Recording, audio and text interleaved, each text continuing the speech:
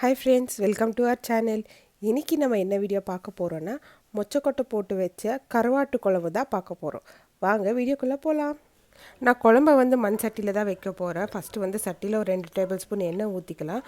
ஒரு அரை ஸ்பூன் கடுகு போட்டுக்கலாம். கடுகு பொரிச்சதும் கொஞ்சமாக கருவேப்பிலை நம்ம சேர்த்துக்கலாம். நான் இங்கே 2 மீடியம் சைஸ் வெங்காயம் எடுத்திருக்கேன். நீங்கள் சின்ன வெங்காயம் சேர்த்துக்கலாம், குழம்பு இன்னும் டேஸ்ட்டாக இருக்கும். அப்புறம் 2 பழுத்த தக்காளி அதுவும் சேர்த்துருக்கேன். எல்லாம் நல்லா வதங்கணும். தக்காளி சாஃப்ட் ஆகிற வரைக்கும் வதக்கலாம். நான் மொச்சக்கொட்டை ஆல்ரெடி வேக வச்சுருக்கேன். ஸோ அதையும் நான் இப்போ சேர்க்க போகிறேன். இது கூட ஒரு 1/4 டேபிள் ஸ்பூன் மஞ்சள், அப்புறம் ஒரு 3 டேபிள் ஸ்பூன் குழம்பு மிளகாய்த்தூள். இது வீட்டிலேயே அரைச்ச மிளகாய்த்தூள். ஸோ நான் 3 டேபிள் ஸ்பூன் சேர்க்க போகிறேன். உங்களுக்கு காரத்துக்கு ஏற்ற மாதிரி நீங்கள் சேர்த்துக்கோங்க.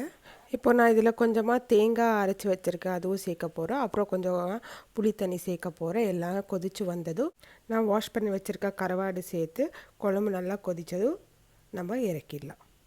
நமக்கு வேணும்னா லாஸ்ட்டில் கொஞ்சமாக நல்லெண்ணெய் சேர்த்துக்கலாம், குழம்பு இன்னும் டேஸ்ட்டாக இருக்கும்.